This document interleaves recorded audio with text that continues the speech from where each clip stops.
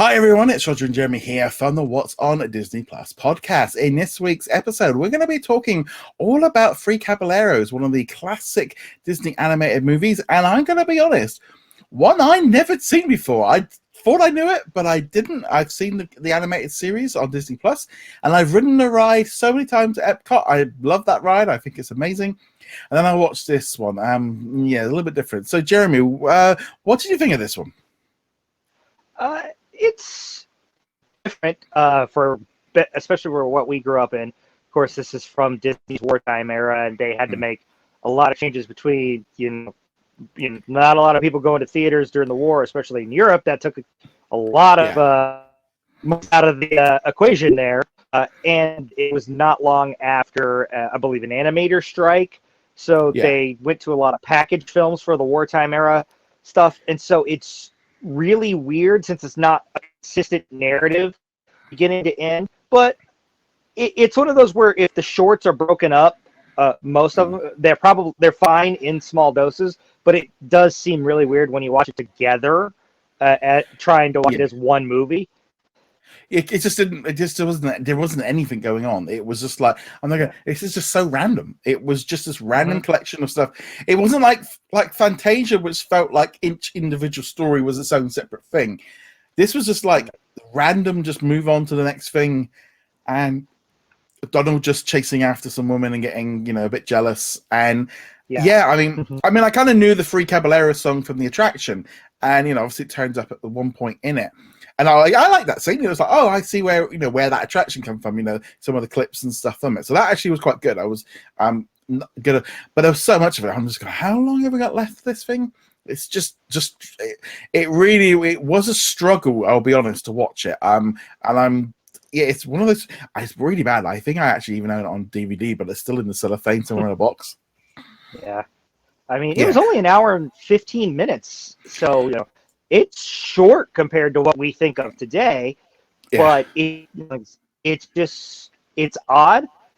But like I said, and part of it is building on Saludos Amigos, which is another one of these wartime era package films, because that one introduces Jose Carioca, Donald, which is part of what they build on with the birthday for his friends in Latin America, building on that. And I know a lot of it.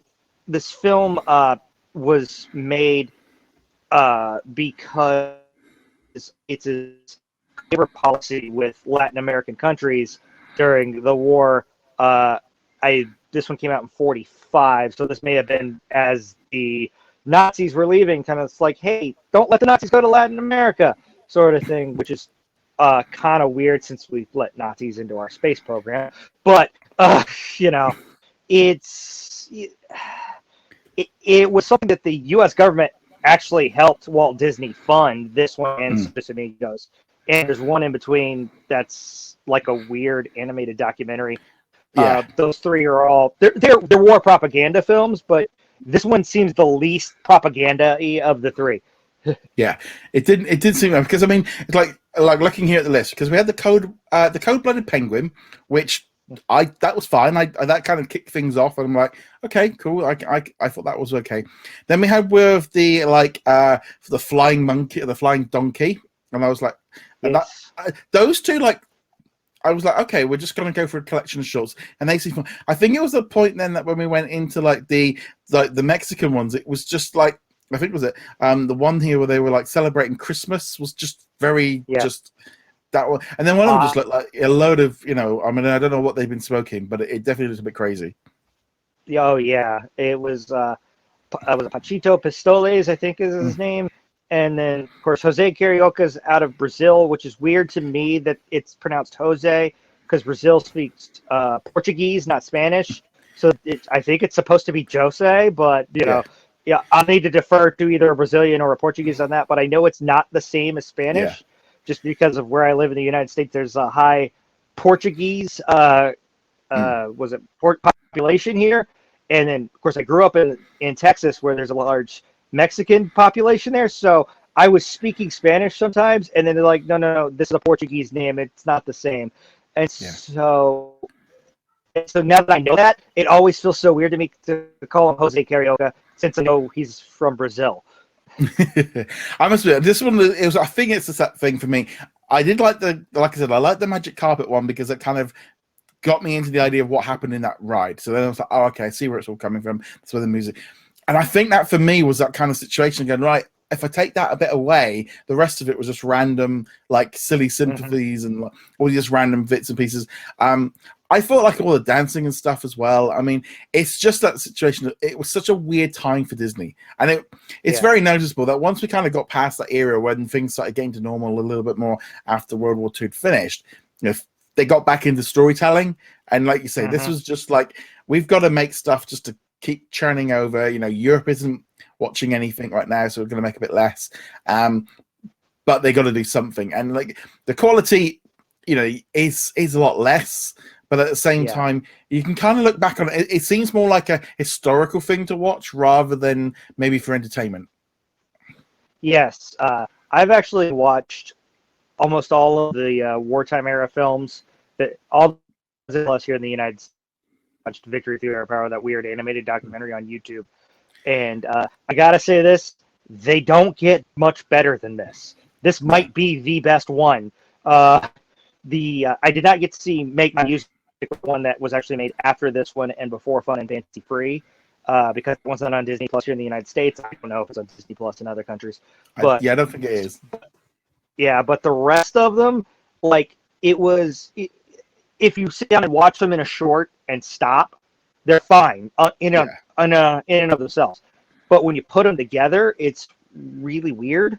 But you know, this is better than Saludos Amigos. This is better than Melody Time for sure. So maybe Pick Up Mr. Toad is probably the only one that I would put close to being this. They don't get better until they start doing full length narratives. Yeah, I always tend to, like I said, like this era was a really weird, strange time because it kind of, you know, like you say, things weren't going right. And, you know, with Force, you know, we're looking back on something that happened like 80 plus years ago. And, you know, it's a lot has changed since then, you know, and the company at the time was still quite new and it was just trying to survive during that era. So it had to adapt and change a bit. But it is kind of, you know, you think like Snow White and Pinocchio. And then we went into Fantasia and this kind of goes into that weird bit for that like decade where, you know, the Disney Plus, so the Disney classics were just very different to what we kind of associate them with now. And in some ways, they kind of get glossed over because you do, don't you? You tend to go like Pinocchio, and then you go straight into like Peter Pan and Alice in Wonderland, and then like Cinderella, and this whole era just gets wiped out. Yeah, I think there was like Dumbo, Baby, and then they had these two, these six, I think I named. Yeah, they're definitely a bit weird. I'm glad I've seen it. I think for my my Disney history thing, I feel like okay, cool. Like I've got a better understanding of it, but I did find it very difficult to watch. It was one of those situations of I think had I not been doing this, I would have turned it off, or I would have just fast forwarded until I got to the bit where I knew the song. that's a lot. That's a lot of stuff to watch, literally for like a 3-minute song. But it's very strange how they kind of went back and kind of redid these characters and for that new like Legends of the Three Caballeros show, you know. And it's just a strange little one. Yeah, they did that, and then these three. I watched this with my son, and he was singing along to the song because he watched Mickey and the Roadster Racers, and there's one where they end up going to Mexico, and Jose and Panchito show up there, and they sing the song. Cool. And so he's singing the song, and I'm just like, you know this song? He's like, yeah, from Mickey and the Roadster Racers. I'm like, okay, this is where it started. Yeah, well, this is it. I mean, I know like with the Mickey Roadster Racers, my nephews are addicted to that show right now, and they keep on at me going, "Can you get me toys?" And they want stuff. And I'm like, it's too old. It's gone. They've stopped making stuff. But it's great that in some way how Disney can keep reinventing this old stuff for a new generation. You know, like you say, you know, with your kids knowing a song from a 1940s wartime Disney movie because they've reused it for Mickey Road and like I say, they're taking the best bits, the stuff that was worth it, and redone it. I mean, I think that's just fantastic.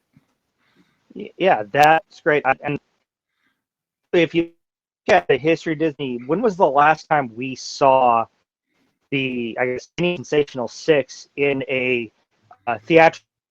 Fantasia 2000 when they redid the Sorcerer's Apprentice, but that one we haven't seen Mickey and Donald and these guys in movies since fun and fancy free, really. Yeah. Other than that, they've gone and told all these other stories.